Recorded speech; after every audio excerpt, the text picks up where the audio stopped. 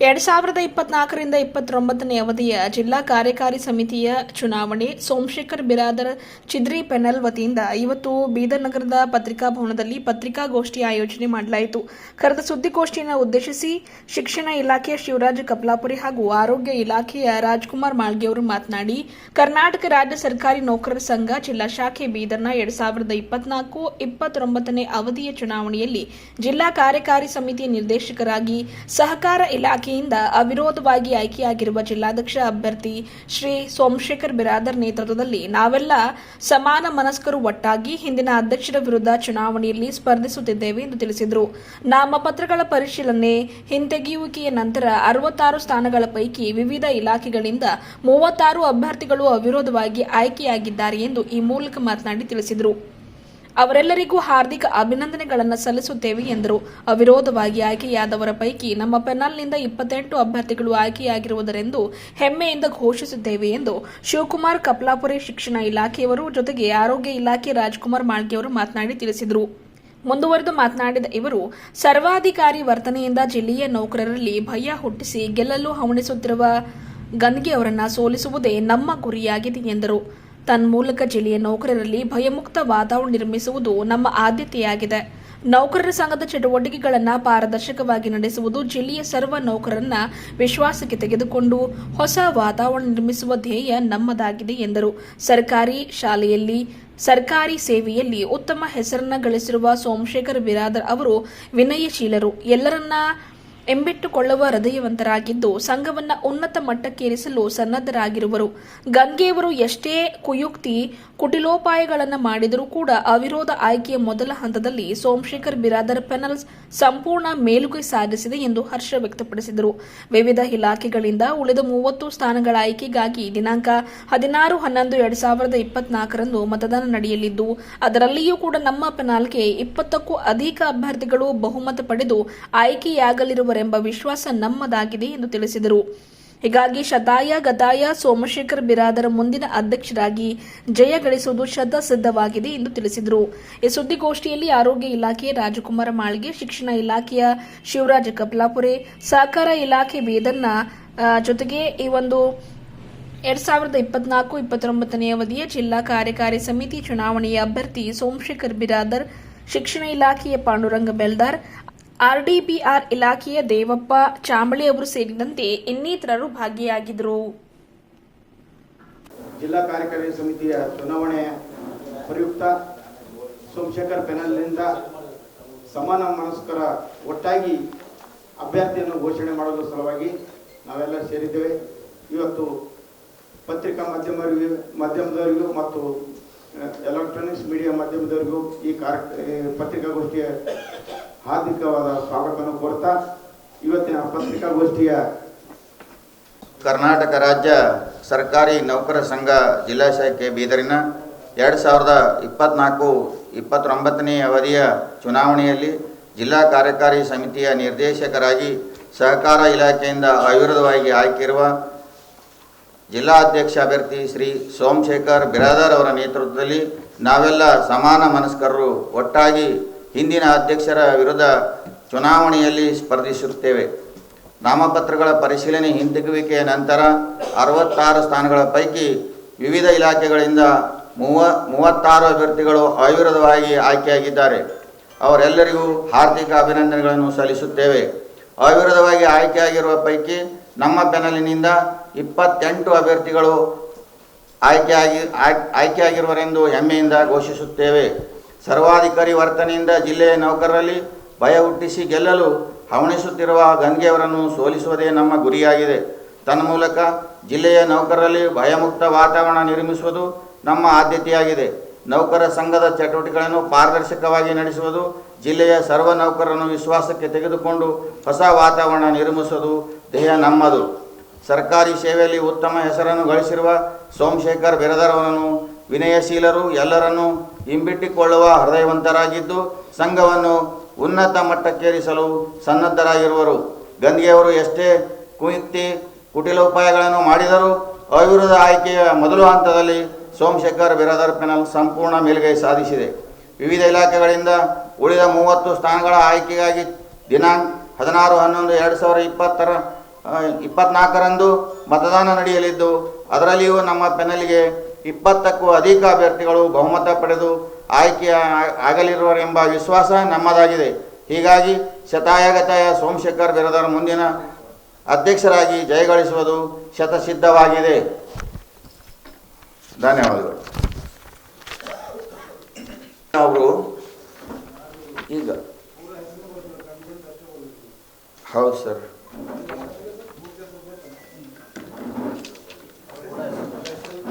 ರಾಜೇಂದ್ರ ಕುಮಾರ್ ಗಂಧಿ.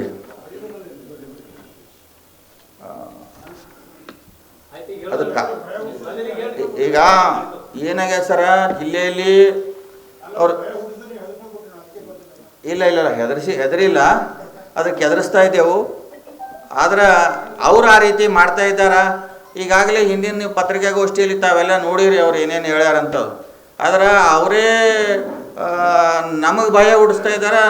ನಮ್ಮ ಒಂದು ಜಿಲ್ಲಾ ಅಭ್ಯರ್ಥಿ ಮೇಲೆ ನಮ್ಮ ಮಾಳಿಯವರಾಗಲಿ ನಾವಾಗಲಿ ಈಗ ಇದ್ದ ನಮ್ಮವ್ರ ಮೇಲೆ ವಿನಾಕಾರಣ ಅವ್ರು ಆರೋಪ ಮಾಡ್ತಾ ಇದ್ದಾರೆ. ಆದ್ರೆ ನಮ್ಮಲ್ಲಿ ನಾವು ಯಾರೂ ಆ ರೀತಿ ಮಾಡ್ತಾ ಇದ್ದಿಲ್ಲ. ಭಾಳ ಸಂಯಮದಿಂದ ಮತ್ತು ಒಳ್ಳೆ ರೀತಿಯಿಂದ ಪ್ರಜಾಸತ್ತಾತ್ಮಕವಾದ ರೀತಿಯಲ್ಲಿ ಚುನಾವಣೆ ನಡಿಲೆಂಬುದೇ ನಮ್ಮೆಲ್ಲರ ಉದ್ದೇಶವಾಗಿದೆ.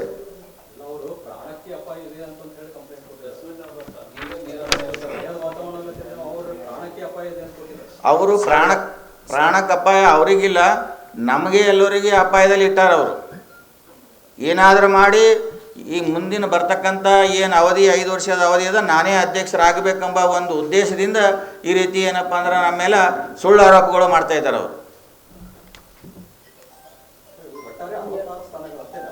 ಸರ್ ಹಾಂ, ತಾಲೂಕಾ ಇನ್ನು 7 ಸ್ಥಾನಗಳದ್ದು ಈಗ 16ಕ್ಕೆ ಚುನಾವಣೆ ನಡೀತದೆ ಸರ್. ಅಲ್ಲಿ ಯಾರ್ಯಾರು ಅಧ್ಯಕ್ಷರಾಗಿ ಆಯ್ಕೆ ಆಗ್ತಾರ ಅವ್ರದ್ದು ಜಿಲ್ಲಾ ಅಧ್ಯಕ್ಷರಿಗೆ ಓಟ್ ಇರ್ತದೆ ಸರ್. ಒಟ್ಟು ಇನ್ನೂ 7 ತಾಲೂಕದ ಓಟ್ ಇದರಲ್ಲಿ 2 ಆಗ್ತಾವೆ ಸರ್. 7 sir, 73 sir. ಹೌದು, ಮೆಜಾರಿಟಿ ಬೇಕಾಗಿದ್ದು 38 ಸರ್. ಹಾಂ, 10 ಬೇಕು ಸರ್. ಹಾಂ, ಅವರು ನಮ್ಮ ಒಂದು ಪೆನಲ್ನಿಂದ ಗುರುತಿಸಿಕೊಂಡು ಅವರು ನಾಮಪತ್ರವನ್ನು ಸಲ್ಲಿಸಿ ಅವರು ಅಲ್ಲಿ ಇಲಾಖೆಯಿಂದ ಕೆಲವರು ಒಬ್ಬರೇ ಅಭ್ಯರ್ಥಿಗೆ ಏನಪ್ಪ ಅಂದ್ರೆ ಆ ಇಲಾಖೆದವರು ವಿರುದ್ಧ ಆಯ್ಕೆ ಮಾಡಿದ್ದಾರೆ. ಕೆಲವು ಕಡೆ ಎದುರು ನಾಮಿನೇಷನ್ ಹಾಕಿದ್ರು ಕೂಡ ಅವರಿಗೆ ನಮ್ಮ ಅಭ್ಯರ್ಥಿಗಳಿಗೆ ಸಮರ್ಥನೆ ಮಾಡಿ ಹಿಂದಕ್ಕೆ ತಕ್ಕೊಂಡು ಅವರಿಗೆ ಆಯ್ಕೆ ಮಾಡಿದ್ದಾರೆ ಸರ್ 28 ಜನರಿಗೆ.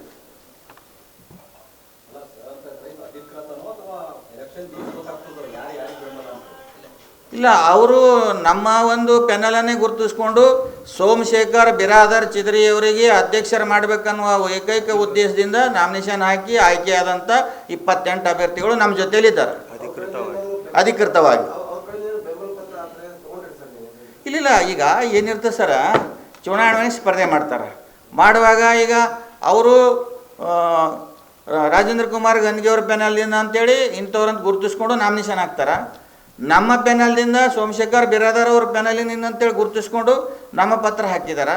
ಅದರಲ್ಲಿ ಅವರು 28 ಜನ ಅವಿರೋಧವಾಗಿ ಆಯ್ಕೆ ಆದಂಥವ್ರು ನಮ್ಮವರಿದ್ದಾರೆ, ಉಳಿದವರು ಅವ್ರದ್ದಿದ್ದಾರೆ.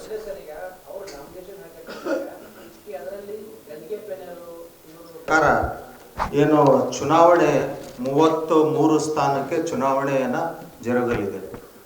16 ತಾರೀಕಿನ ನಂತರ ನಾವು ಏನು ಎಷ್ಟು ಅವಿರೋಧ ಆದಂಥ ನಮ್ಮ ಡೈರೆಕ್ಟರ್ಗಳು ನಮ್ಮ ಜೊತೆ ಇದ್ದಾರೆ, ಹಾಗೂ ಚುನಾವಣೆಯಲ್ಲಿ ಸ್ಪರ್ಧಿಸಿ ನಮ್ಮ ಒಂದು ಸೋಮನಾಥ್ ಬಿರಾದರ್ ಅವರ ಪೆನಲ್ನಿಂದ ಎಷ್ಟು ಡೈರೆಕ್ಟರ್ ಗೆದ್ದಿದ್ದಾರೆ ಎಂಬತಕ್ಕಂಥದ್ದನ್ನು ನಾವು ಫೈನಲ್ ಆಗಿ 16ನೇ ತಾರೀಕು ನಂತರ ನಾವು ಪಟ್ಟಿಯನ್ನು ಬಿಡುಗಡೆ ಮಾಡ್ತೀವಿ, ಇಲಾಖೆ ವಾರ್ ಮಾಡ್ತೀವಿ.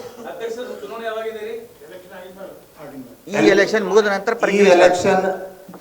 ಮುಗಿದ ನಂತರ ಡಿಸೆಂಬರ್ 4 ತಾರೀಕಿಗೆ ಅಧ್ಯಕ್ಷ ಚುನಾವಣೆ ನಡೆಯಲಿದೆ.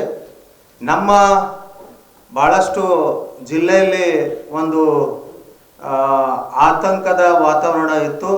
ಅಂದರೆ ಜಿಲ್ಲಾ ಅಧ್ಯಕ್ಷರು ಯಾರಾಗಿ ಈ ಪೆನ್ನಲ್ನಲ್ಲಿ ಕಣಕ್ಕಿಳಿತಾರೆ ಅಂತ ಹೇಳಿ, ಖಂಡಿತ ನಮ್ಮ ಪೆನ್ನಲ್ನಿಂದ ಸೋಮಶೇಖರ್ ಬಿರಾದರ್ ಅವರು ಜಿಲ್ಲಾಧ್ಯಕ್ಷ ಸ್ಥಾನಕ್ಕೆ ಸ್ಪರ್ಧಿಸಲಿಕ್ಕೆ ನಮ್ಮ ಜಿಲ್ಲೆಯಿಂದ ಗೆದ್ದಂಥ ಎಲ್ಲ ಡೈರೆಕ್ಟರ್ಗಳು ನಮ್ಮ ಒಂದು ಬೆಂಬಲಿತ ಅಭ್ಯರ್ಥಿ ಸೋಮಶೇಖರ್ ಬಿರಾದರ್ ಅಂತ ಹೇಳಕ್ ಬಯಸ್ತಾ ಇದ್ದೀವಿ.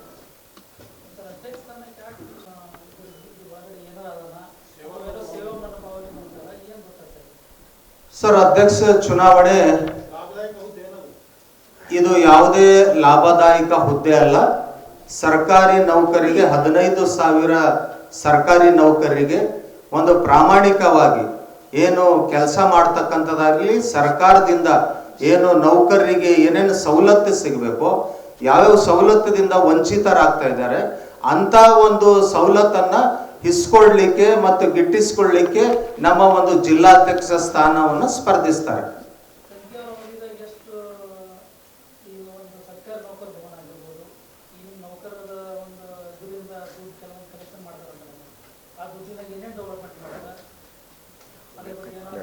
ಖಂಡಿತ ಏನಾಗಿದೆ, ಇವಾಗ ನಮ್ಮ ಸಮುದಾಯ ಭವನನ್ನ ಏನು ನಾವು ಇವತ್ತ ಪ್ರೈವೇಟ್ ಆಗಿ ಅಂದರೆ ನಮ್ಮ ಭವನನ್ನ ಈ ಮದುವೆ ಮತ್ತು ಇನ್ನು ಕಾರ್ಯಕ್ರಮಗಳಿಗೆ ನಮ್ಮ ಒಂದು ಇಲಾಖೆಯಿಂದ ಅಂದರೆ ನಮ್ಮ ಅಧ್ಯಕ್ಷ ಯಾರು ಇರ್ತಾರೆ ಅವರಿಗೆ ಕೊಡ್ತಾರೆ. ಅಂದರೆ ಯಾರೇ ಪ್ರೈವೇಟ್ ಆಗಿ ಬಂದರೂ ಕೊಡ್ತೀವಿ. ಅದಕ್ಕೆ 35,000 ಅದಕ್ಕೆ ಇದು ಮಾಡಿವಿ, ನಿಗದಿತ ಹಣವನ್ನು ಒಂದು ಫೀಸ್ ಮುಖಾಂತರ.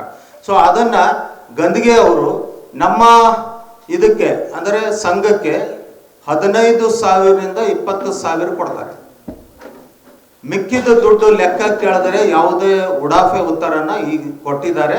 ಅದಕ್ಕೆ ಸರ್ಕಾರಿ ನೌಕರರಿಗೆ ನಾವು ಈಗಾಗಲೇ ಇದನ್ನ ಪ್ರಚಾರ ಕೂಡ ಮಾಡೀವಿ. ಈ ಉಡಾಫೆ ಉತ್ತರಿಗೆ ಎಲ್ಲರೂ ತಕ್ಕ ಪಾಠ ಕಲಿಸಬೇಕು. ಜಿಲ್ಲೆಯಲ್ಲಿರ್ತಕ್ಕಂಥ ನೌಕರರು ಈ ಸಮಸ್ಯೆಯನ್ನ ಬಗೆಹರಿಸಿಕೊಳ್ಳಿಕ್ಕೆ ನಮ್ಮ ವಿರೋಧ ಪಕ್ಷವಾಗಿ ಏನು ಕಣಕ್ಕಿಳಿದಂತ ಎಲ್ಲ ಅಭ್ಯರ್ಥಿಗಳಿದ್ದಾರೆ ಅವರೆಲ್ಲರೂ ಕೂಡ ಮುಂದಿನ ದಿನದಲ್ಲಿ ಇದರ ಲೆಕ್ಕಪತ್ರ ಕೇಳ್ತಾರೆ ಎಂಬತಕ್ಕಂಥದ್ದನ್ನ ಇಲ್ಲಿ ಸ್ಪಷ್ಟಪಡಿಸ್ತೇವೆ.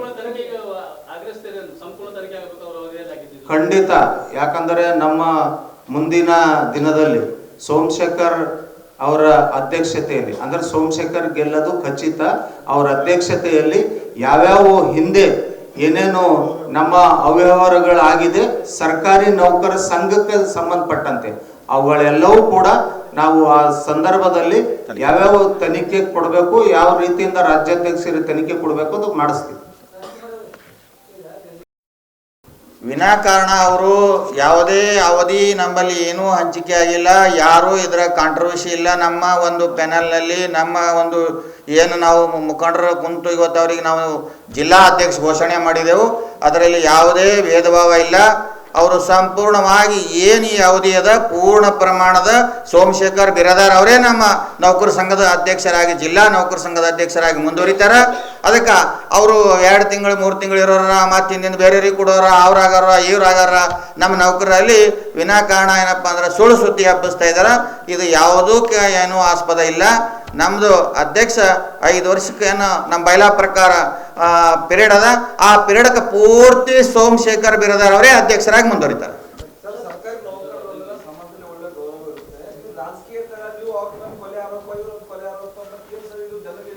ನೋಡ್ರಿ ಸರ, ಇದಕ್ಕಾಗ್ಲಾಕ ಕಾರಣ ಯಾರು ನಿಮ್ಗೆಲ್ಲ ಗೊತ್ತದ. ನೋಡ್ರಿ, ವೋಟಾ ಲಿಸ್ಟ್ ಕರೆಕ್ಟ್ ಮಾಡಿಲ್ಲ, ವೋಟಾ ಲಿಸ್ಟ್ ಕರೆಕ್ಟ್ ಮಾಡಿಲ್ಲ. ಒಂದೊಂದು ಇಲಾಖೆದೇ ಹೆಸರೆಲ್ಲ ತೆಗೆದಾಕ್ಯಾರ. ಅದಕ್ಕೆ ನೋಡ್ರಿ, ನಿಮ್ಗೆ ವೋಟರ್ ಲಿಸ್ಟ್ ನಿಮ್ಮ ಹೆಸರು ಹೋದ್ರೆ ನಿಮ್ಗೆ ಸಿಟ್ಟು ಬರ್ತದೆ. ಬಂದಾಗ ಇವೆಲ್ಲ ಆಗವೇ ಸಹಜ. ಆದ್ರೆ ಹೆಸರೇ ಈಗ ನೋಡ್ರಿ, ಉದಾಹರಣೆಗೆ ನಮ್ಮ ರಾಜ್ಕುಮಾರ್ ಮಾಳಿಗೆ ಅವ್ರದ್ದೇ ಹೆಸರು ವೋಟರ್ ಲಿಸ್ಟ್ದಾಗ ಅದ, ಅವ್ರಿಗೆ ಪರದೆ ಮಾಡ್ಲಕ್ಕೆ ಬರಲ್ಲ ಅಂತ ಹೇಳಿ ಬರ್ದಾರ. ಕೆಳಗೆ ಏನಪ್ಪ ಅಂದ್ರೆ ಶಹರದಾಗ ಇಂಥದ್ದು ವ್ಯವಸ್ಥೆ ಎಲ್ಲರೂ ಅದೇನು ಪ್ರಜಾಪ್ರಭುತ್ವ ಯಾವುದಾದ್ರೂ ಸಂಘಟನೆಯಲ್ಲಿ ಅದೇನು, ಯಾವುದಾದ್ರೂ ಸೊಸೈಟಿಯಲ್ಲಿ ಅದೇನು ಇಂಥದ್ದು ಇಲ್ಲ. ಆದ್ರೆ ಬೈಲಾ ತಿದ್ದುಪಡಿ ಮಾಡ್ಬೇಕಾಯ್ತಂದ್ರೆ ಇಡೀ ರಾಜ್ಯದ ಎಲ್ಲ ಏನಪ್ಪ ಅಂದ್ರೆ ಸರ್ವ ಸದಸ್ಯರಲ್ಲಿ ಅದು ನಿರ್ಣಯ ಆಗ್ಬೇಕು. ಏನೇ ಆಗ್ಬೇಕಾದ್ರೆ ನಮ್ಮ ಬೀದರ್ ಜಿಲ್ಲೆಯಲ್ಲಿ ಯಾವುದೇ ತಾಲೂಕಲ್ಲಿ ತಗೊಲಿಕ್ಕಾಗಲ್ಲ. ರಾಜ್ಯ ಮಟ್ಟದ ಒಂದು GB ಅದು ನಿರ್ಣಯ ಆಗ್ಬೇಕಾಗ್ತದೆ. ಏನೇ ಬೈಲಾಕ್ ತಿದ್ದುಪಡಿ ಆಗ್ಬೇಕಾದ್ರೆ ಇದು ನಮ್ಮ ರಾಜ್ಯ ಮಟ್ಟದ ಸಂಘಟನೆ ಇರೋದ್ರಿಂದ 25 ನೌಕರರುಗಳನ್ನ ಹೆಸರು ಕೈ ಬಿಟ್ಟಿದ್ದಾರೆ. ಎಕ್ಸಾಂಪಲ್ ಆಗಿ ಒಂದು ಸಣ್ಣ ವಿಷಯನ್ನ ತಮಗೆ ಹೇಳಕ್ ಬಯಸ್ತಾ ಇದ್ದೀನಿ. ವಾಣಿಜ್ಯ ಇಲಾಖೆ ಅವರ ಇಲಾಖೆಯಲ್ಲಿ ವಾಣಿಜ್ಯ ಇಲಾಖೆಯಲ್ಲಿ ಏನ್ ಹೇಳ್ತಾರೆ, 28 ಮತಗಳ ಪೈಕಿ ಅವ್ರು ಏನ್ ಮಾಡ್ತಾರೆ, ಶರ ಹಾಕ್ತಾರೆ 1 to 18 ನೋಡ್ರಿ, ವೋಟರ್ ಲಿಸ್ಟ್ ನಲ್ಲಿ ಶರ ಬರೀಲಿಕ್ಕೆ ಅವರಿಗೆ ಅವಕಾಶ ಇರಲ್ಲ. ಕರಡು ಮತದಾರರ ಪಟ್ಟಿಯಲ್ಲಿ ಅವ್ರ ಆಕ್ಷೇಪಣೆ ಸಲ್ಲಿಸಲಿಕ್ಕೆ ಅವಕಾಶ ಇರುತ್ತೆ. ಆದರೆ ಫೈನಲ್ ಆಗಿ ಏನು ಮತದಾರರ ಪಟ್ಟಿ ಇರುತ್ತೆ ಅದರಲ್ಲಿ ಯಾವುದೇ ತರದ ಅವಕಾಶ ಇರಲ್ಲ ಶರ ಬರೀಲಿಕ್ಕೆ. ಅವ್ರು ಏನಾಗ್ತಾರೆ, 1 to 18 ಯಾರ್ಯಾರು ಮತದಾರರಿದ್ರಿ ಅವರಿಗೆ ಮತದಾನ ಮಾಡ್ಲಿಕ್ಕೆ ಮಾತ್ರ ಹಕ್ಕಿದೆ, ಕಂಟೆಸ್ಟ್ ಮಾಡ್ಲಿಕ್ಕೆ ಅವಕಾಶ ಇಲ್ಲ ಅಂತೇಳಿ ಶರದಲ್ಲಿ ಬರೀತಾರೆ. ಸೊ ಅದಕ್ಕೇನಾಗುತ್ತೆ ಅಂದ್ರೆ ನಮ್ಮ ಇಲಾಖೆಯಲ್ಲಿ, ಆರೋಗ್ಯ ಇಲಾಖೆಯಲ್ಲಿ ಕೂಡ ಇವತ್ತ 400 ಅಧಿಕ ನೌಕರರು ಇವತ್ತ 5 ವರ್ಷ 2 ವರ್ಷದಿಂದ 1 ವರ್ಷಕ್ಕೆ 200 ರೂಪಾಯಿ ಕಟಾವ್ ಮಾಡ್ಬೇಕು ಸಂಘಕ್ಕ. ಅದು 5 ವರ್ಷ ಆಗಿರ್ಬೇಕು. ಅಂತವ್ರಿಗೆ ಮಾತ್ರ ಮತದಾರ ಹಕ್ಕಿದೆ, ಅಂತವ್ರಿಗೆ ಮಾತ್ರ ಕಂಟೆಸ್ಟೆಂಟ್ ಮಾಡ್ಲಿಕ್ಕೆ ಅವಕಾಶ ಇದೆ. ಅದು ಎಲ್ಲವೂ ಕೂಡ ಕೊಟ್ಟು ನಾವು ಅದು HRMS ಕಾಪಿ ಜೊತೆಗೆ 400 ಜನರಿಗೆ ಕೊಟ್ಟಿದ್ದೆವು. ಆದರೆ 300 ನೌಕರಿಗೆ ಮಾತ್ರ ಮತದಾರರ ಹಕ್ಕು ಕೊಟ್ಟಿದ್ದಾರೆ. ಅದೇ ರೀತಿ ಮೆಡಿಕಲ್ ಕಾಲೇಜ್ನಲ್ಲಿ 87 ನೌಕರರ ಮತದಾರರ ಪಟ್ಟಿಯಿಂದ ತೆಗೆದು 7 ನೌಕರಿಗೆ ಮಾತ್ರ ಇಟ್ಟಿದ್ದಾರೆ. ಅಲ್ಲಿ ಇಬ್ಬರು ಅಭ್ಯರ್ಥಿ ಕಂಟೆಸ್ಟ್ ಮಾಡ್ಲಕ್ಕಿದೆ. ಒಬ್ಬ ಆ ಅಭ್ಯರ್ಥಿ ಕಂಟೆಸ್ಟೆಂಟ್ ಮತ್ತೆ ಒಬ್ಬ ಸೂಚಕರು ಅನುಮೋದಕರು. ಇಬ್ಬರಿಗೆ ಕೊಟ್ಟಾಗ 6 ಜನ ಹೋದರು. ಪ್ರತಿಸ್ಪರ್ಧಿಗೆ ಅಲ್ಲಿ ಅವಕಾಶನೇ ಇರಲ್ಲ ಕ್ಯಾಂಡಿಡೇಟ್. ಅವ್ರು ಏನ್ ಮಾಡಿದ್ದಾರೆ ಅಂದ್ರೆ 19 ಇಲಾಖೆಯಲ್ಲಿ ಏನ್ ಮಾಡಿದ್ದಾರೆ ಅಂದ್ರೆ ಪ್ರತಿ ಇಲಾಖೆಗೆ ಹೋಗಿ ಅಡ್ವಾನ್ಸ್ ಆಗಿ 28 ಹೋದ ತಾರೀಕು 28ಕ್ಕೆ ಚುನಾವಣೆಯನ್ನ ಸ್ಪರ್ಧಿಸ್ಲಿಕ್ಕೆ ಅಂದ್ರೆ ನಾಮಿನೇಷನ್ ಫೈಲ್ ಮಾಡ್ಲಿಕ್ಕೆ ಇತ್ತು 28 ತಾರೀಕಿಗೆ ಹೋದ ತಿಂಗಳು. ಆದರೆ ಅವ್ರು ಬಿಫೋರ್ ಏನ್ ಮಾಡ್ತಾರೆ, ಅವೆಲ್ಲ ಡಾಕ್ಯುಮೆಂಟ್ರಿ ಅವ್ರ ಕೈಯಲ್ಲಿದ್ದು, ಸೂಚಕರು ಅನುಮೋದಕರು ಅವೆಲ್ಲನೂ ಕೂಡ ಎಲ್ಲ ಇಲಾಖೆಗೆ ಹೋಗಿ ಸೈನ್ ಮಾಡಿಸ್ಕೊಳ್ತಾರೆ. ಈಗ ನೀವು ಒಂದು ಇದು ನೋಡ್ಬೋದು, ಒಬ್ಬ ವ್ಯಕ್ತಿಗೆ ಸೂಚಕರು ಒಬ್ಬರು ಅನುಮೋದಕರು ಒಬ್ಬರು ಬೇಕು. ಆದರೆ 28 ಜನ ಎಲ್ಲಿ AC ಆಫೀಸ್ನಲ್ಲಿ 28 ನೌಕರದು ಒಂದೇ ಸಲ ಒಬ್ಬ ಅಭ್ಯರ್ಥಿ ಅವ್ರ ಪರಾಗಿರ್ತಕ್ಕಂಥ ಅಭ್ಯರ್ಥಿ ಸಂತೋಷ್ ಎಂಬತಕ್ಕಂಥ ಅಭ್ಯರ್ಥಿ ಏನ್ ಮಾಡ್ತಾನೆ, ಅಡ್ವಾನ್ಸ್ ಆಗಿ ಎಲ್ಲರದು ಸೂಚಕರದ ಅನುಮೋದಕರು ಸೈನ್ ತಗೋತಾನೆ. ಅಂದ್ರೆ ನಾವು ಪ್ರತಿಸ್ಪರ್ಧಿ ಯಾರಿದ್ದೀವಿ ಅಂತವ್ರಿಗೆ ಅಲ್ಲಿ ಅವಕಾಶನೇ ಇರಲ್ಲ. ಇವ್ರು ಏನ್ ಮಾಡಿದ್ದಾರೆ, ಸೂಚಕರ ಅನುಮೋದಕರು ಒಬ್ಬರಿಗೆ ಕೊಡ್ಬೇಕಲ್ಲ, ಆ ಫೈಲ್ ಜೊತೆ ಅವ್ರ ಫೈಲ್ ಜೊತೆ ಏನ್ ಮಾಡಿದ್ದಾರೆ 28 ಜನರದು ಹಚ್ಚಿಬಿಟ್ಟಿದ್ದಾರೆ. ಅಂದ್ರೆ ಫಸ್ಟ್ ಹೋಗಿ ಆಯಪ್ಪ ಹಾಕಿದಾಗ ನೆಕ್ಸ್ಟ್ ಡೇ ಆಗ್ಲಿ 1 ತಾಸು ನಂತರ ನಾನು ಹಾಕ್ಲಿ ನಂದು ರಿಜೆಕ್ಟ್ ಮಾಡ್ತಕ್ಕಂಥ ಸನ್ನಿವೇಶನೂ ಕೂಡ ಅಲ್ಲಿ ನಡೆದಿದೆ. ಯಾರಿಗೂ ಅವಕಾಶ ಇಲ್ಲ, ಒಬ್ಬ ಅಭ್ಯರ್ಥಿ ಇಬ್ಬರಿಗೆ ತಗೊಳ್ಬೇಕು ಸೂಚಕರ ಅನುಮೋದಕರು. ಆದ್ರೆ ಇಂಥವು ಎಲ್ಲಾ ಇಲಾಖೆಗಳಲ್ಲಿ ಮಾಡಿದ್ದಾರೆ. ಎಕ್ಸಾಂಪಲ್ ಆಗಿ KGADಗೆ ನಾನೇ ಖುದ್ದಾಗಿ ಆ ಅಧಿಕಾರಿ ಕೇಳಿದೆ, ಏನ್ರಿ ನೀವು ಈ ತರ ಅಡ್ವಾನ್ಸ್ ಆಗಿ ಸೈನ್ ಮಾಡ್ತಾ ಇದ್ದೀರಿ, ಇದು ಸೂಕ್ತ ಅದೇನಂತ. ಆ KGAD ಅಧಿಕಾರಿಗಳು ಹೇಳ್ತಾರೆ, ಸರ್ ಅವ್ರು ಏನೋ ರಾಜೇಂದ್ರ ಕುಮಾರ್ ಗಂದ್ಗೆ ಅವರು ತಗೊಂಡು ಬಂದ್ರು ಸರ್, ನಮ್ಗೆ ಗುರ್ತಾಗ್ಲಿಲ್ಲ, ಇಲ್ಲಿ ಸೈನ್ ಮಾಡ್ರಿ ಅಂತ ಹೇಳಿದ್ರು, ನಾವು ಸೈನ್ ಮಾಡಿವಂತ. ಅಂದ್ರೆ ಇಂಥ ಭಯದ ವಾತಾವರಣ ಸರ್ಕಾರಿ ನೌಕರನಲ್ಲಿ ಮೂಡಿಸ್ತಕ್ಕಂಥದ್ದು ಇದು ರಾಜೇಂದ್ರ ಕುಮಾರ್ ಗಂದ್ಗೆ ಅವರು ಮಾಡಿದಂತ ಇದನ್ನ ನಾವು ಖಂಡಿತ ನೇರವಾಗಿ ಆರೋಪ ಮಾಡ್ತಾ ಇದ್ದೀವಿ.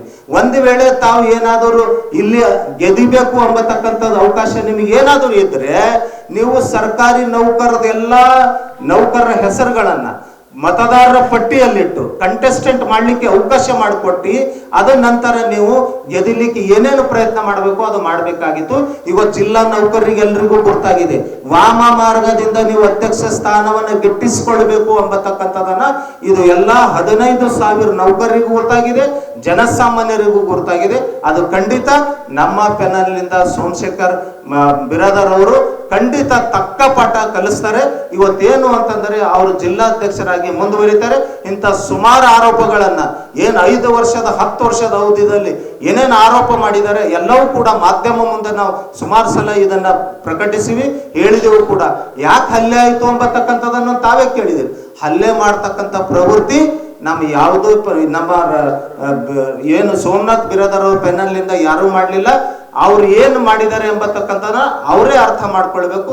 ನಾವು ಯಾರಿಗೂ ಹಲ್ಲೆ ಮಾಡ್ತಕ್ಕಂಥ ವ್ಯವಸ್ಥೆ ಮಾಡಲಿಲ್ಲ. ಸರ್ಕಾರಿ ನೌಕರರಾಗಿದ್ದೀವಿ, ಪ್ರಜ್ಞಾವಂತ ನೌಕರರು, ಯಾರ ಮೇಲೆ ಕೂಡ ನಮ್ಮ ಪೆನಲ್ನಿಂದ ಹಲ್ಲೆ ಮಾಡಲಿಲ್ಲ. ಅವ್ರು ಬೇಕಾಬಿಟ್ಟವಾಗಿ ಏನ್ ಹೇಳ್ತಾರೆ ಅಂದ್ರೆ SP ಅವ್ರ ಹತ್ರ ಹೋಗಿ ಅಲ್ಲಿ ಹೋಗಿ ನನಗೆ ರಕ್ಷಣೆ ಕೊಡಿ. ಸ್ವಾಮಿ, ತಪ್ಪೇ ಮಾಡ್ಲಿಲ್ಲ ಅಂದ್ರೆ ಯಾಕ್ರಿ ರಕ್ಷಣೆ ಬೇಕು? ಬೀದರ್ ಜಿಲ್ಲೆಯಲ್ಲಿ 10 ವರ್ಷ ಸರ್ಕಾರಿ ನೌಕರ ಸಂಘ ಜಿಲ್ಲಾಧ್ಯಕ್ಷ ಆಗಿ ಸೇವೆ ಮಾಡಿ ಇವತ್ತು ಯಾಕೆ ನಿಮಗೆ ಭಯ ಇದೆ? ಸರ್ಕಾರಿ ನೌಕರರಿಗೆ ಏನ್ ತಪ್ಪು ಮಾಡಿದ್ದೀರಾ ಎಂಬ ಮಾಹಿತಿ ನೀವು ನೀಡ್ಬೇಕಲ್ಲ. ಅದಕ್ಕ ಯಾವುದೇ ತರದ ನಾವು ಏನದ ಅಂತಂದ್ರೆ ಸೋಮಶೇಖರ್ ಬಿರಾದರ್ ಅವರಿಗೆ ಜಿಲ್ಲಾಧ್ಯಕ್ಷ ಸ್ಥಾನದಲ್ಲಿ ನಾವು ಕಾಣ್ತೀವಿ. ಮುಂದಿನ ದಿನದಲ್ಲಿ ಕೂಡ ಅವ್ರ ಜಿಲ್ಲಾಧ್ಯಕ್ಷರಾಗಿ ಮುಂದುವರಿತಾರೆ ಎಂಬತಕ್ಕಂಥದ್ದನ್ನ ಹೇಳಕ್ ಬಯಸ್ತೇನೆ. ಒಬ್ರದ್ದು ಹೋಟೆಲ್ ಇದ್ದಾಗ ಹೆಸರಿಲ್ಲ ನೀವು